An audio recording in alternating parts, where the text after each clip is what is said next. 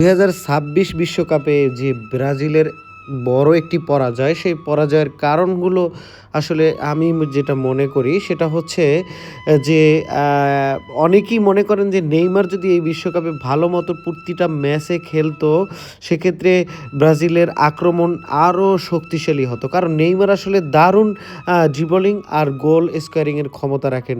সেই জায়গাটাই আসলে এই বিশ্বকাপে বিশাল বড় একটা মিস ছিল। আর নরওয়ের সঙ্গে ১ম প্ল্যানটাও ভালো হয়নি, সেটাও একটা বড় ফ্যাক্ট ছিল।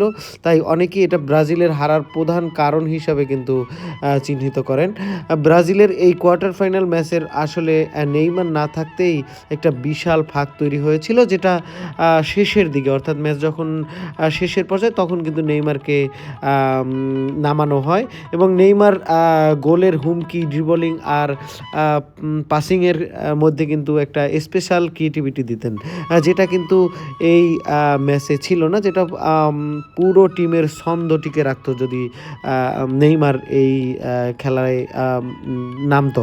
নেইমার না থাকায় কিন্তু ব্রাজিলের আক্রমণ সেই ধার হারিয়ে যায়, আর প্লান্টি মিসের মতো ভুলগুলোও কিন্তু হয়ে যায় যদি এইটা নেইমার যদি থাকতো তাহলে কিন্তু এই প্লানটি কখনোই মিস হতো না, যেগুলো শেষ পর্যন্ত ব্রাজিলকে বিশ্বকাপ থেকে ছিটকে দেয়, যেটা অনেকেই মনে করেন যে এটা কিন্তু এই ব্রাজিলের কোচার রয়েছে, তার এই ভুলের কারণে কিন্তু এমনটা হতে পারে। অবশ্য আসলে নেইমার না থাকায় ব্রাজিলের পুরো আক্রমণ ভাবে কিন্তু একটা ভরসা হারিয়ে ফেলে। তার গতি, দক্ষতা আর ব্যক্তিগত ছন্দ ছিল আসলে ব্রাজিলের বিশাল বড় এক ধরনের ভুল। এবং ব্রাজিলিয়ান যারা রয়েছে, ব্রাজিলিয়ান ভক্ত যারা রয়েছে বাংলাদেশে, তারা কিন্তু এটা কোনোভাবেই মেনে নিতে পারছে না যে আসলে ব্রাজিলের মতন একটা দক্ষ টিম তারা কিভাবে এই 2026 বিশ্বকাপে এই আজকে হেরে গেছেন। এটা আসলে মানতে অনেকেরই কষ্ট হচ্ছে।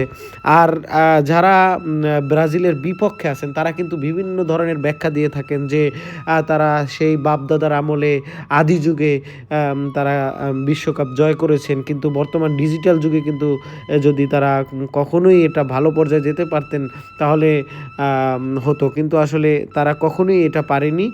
যে এটা আসলে যুক্তিযুক্ত কথাই অনেকের মতে, যে আসলে এই বর্তমান ডিজিটাল যুগ, ইন্টারনেটের যুগ এবং পুরো বিশ্ব যখন হাতের মুঠোয়, সেই সময় এসে যদি তারা একটা কাপ নিতে পারতো বা তারা যদি একটা ভালো পর্যায়ে যেতে পারতো, তাহলে হয়তোবা ব্রাজিলিয়ান যারা রয়েছে এবং ব্রাজিল ভক্ত যারা রয়েছে তাদের মনে একটা নতুন আশ্বাস তৈরি হতো। কিন্তু এভাবেই কিন্তু আস্তে আস্তে ব্রাজিলের সাপোর্টার কমে যাবে, এমনটাই কিন্তু অনেকে মনে করেন, যে বারবার বিশ্বকাপ থেকে ব্রাজিল ছিটকে পড়ছে। তো এভাবে কিন্তু ব্রাজিল ভক্তরা কিন্তু আস্তে আস্তে এই এখান থেকে সরে আসতে বাধ্য হতে পারে। তো এই 2000 সাল বা 2000 সালের 80-র দশক, 90 দশকের পর থেকে কিন্তু তারা কখনোই কাপ নিতে পারেনি।